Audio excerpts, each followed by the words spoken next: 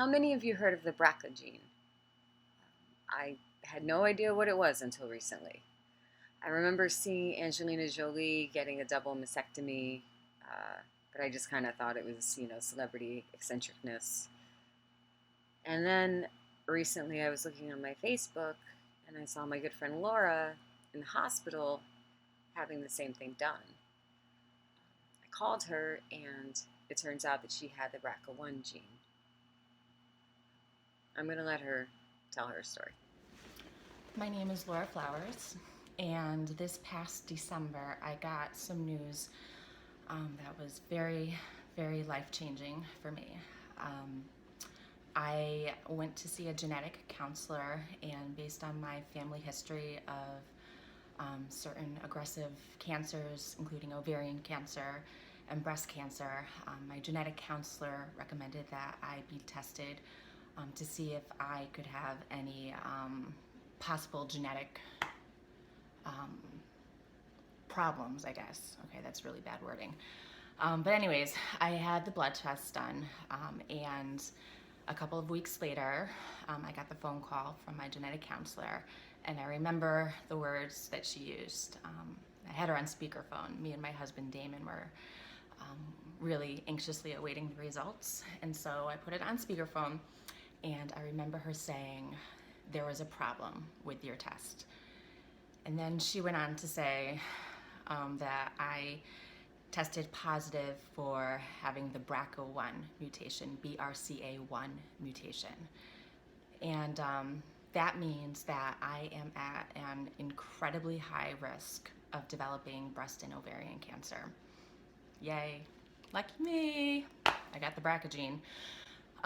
So let me give you some statistics about this. So the BRCA1 mutation, which I have, means that I have upwards of 87% chance of developing breast cancer and upwards of 60% chance of developing ovarian cancer in my lifetime, which sucks.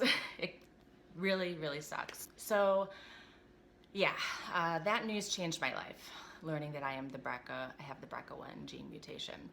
And that was a really hard time for me. Like, my anxiety went through the roof. I was like, shit, I have the BRCA1 gene and I'm gonna have surgeries.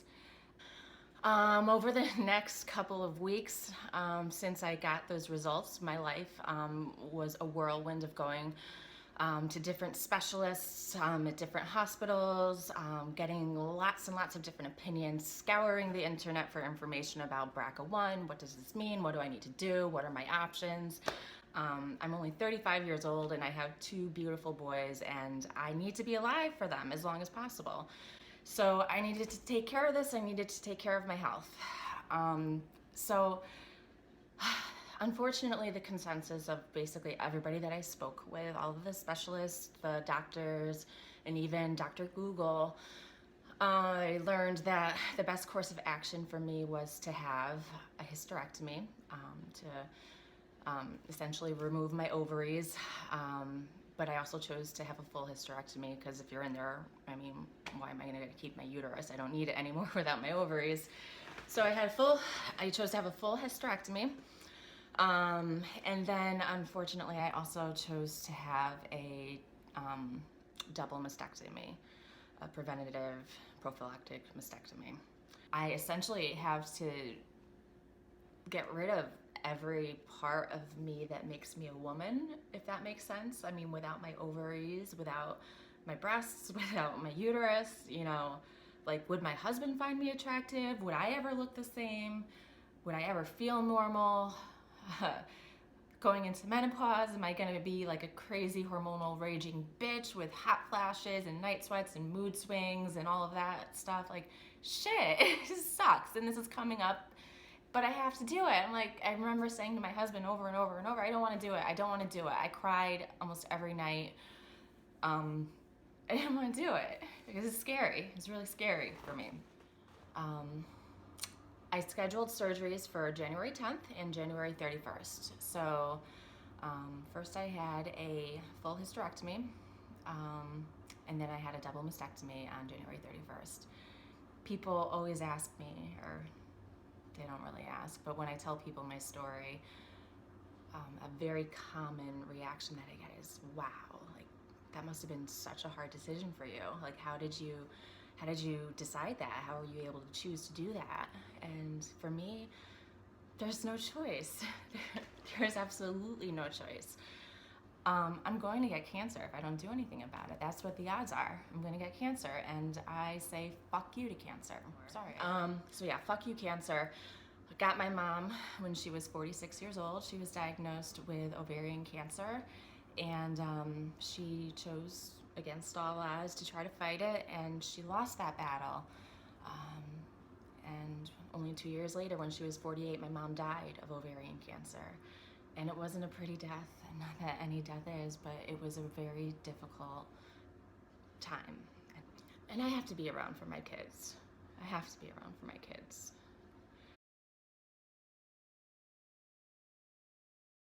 So yeah, I'm 35 and I've been like catapulted into surgical menopause. Isn't that hot? That's so sexy, right? Surgical menopause. Yeah, it's awesome.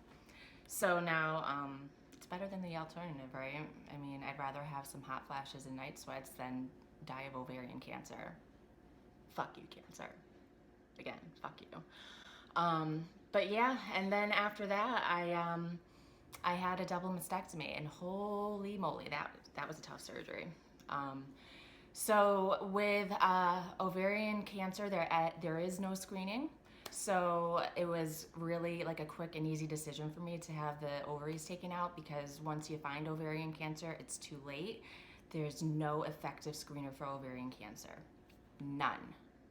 So basically, if and when I found out I would have ovarian cancer, it would be too late for me, as it was for my mom. So that wasn't a choice. Now, breast cancer, that was a little trickier, because we all know that there's mammograms, ultrasounds, MRIs even, that can detect breast cancer. So we could catch it at a very early stage, and that was an option for me, is to screen, to do screenings twice a year, and wait until I catch the cancer, and then it would be early, and I'd be able to beat it, and all that stuff. And for me, like at first I was like, okay, well maybe I could do that. And then I heard the number 87% chance of getting breast cancer. So do I want to wait until I get the breast cancer? Because I'm going to get it, 87% chance.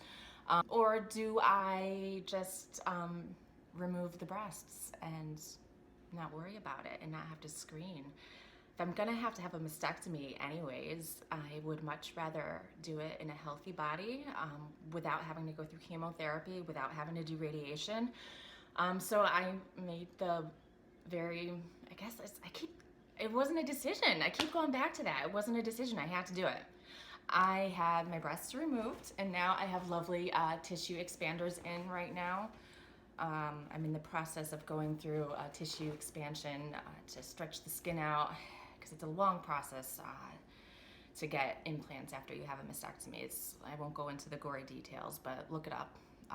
It sucks. It really sucks. So I've got like these rock hard expanders in right now, and in about 3 months I'll be able to swap them out for implants. Yay!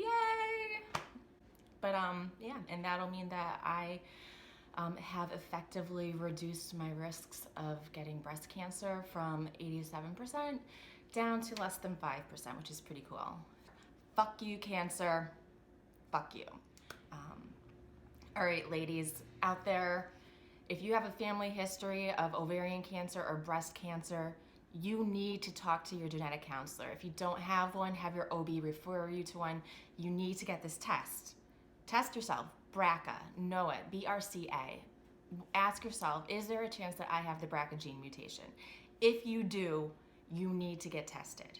And if you have it, the news sucks, but you are empowered to make an informed decision about your own health and about your future and about the trajectory of your life and the lives of your family and anybody and everyone that you love. Go get tested.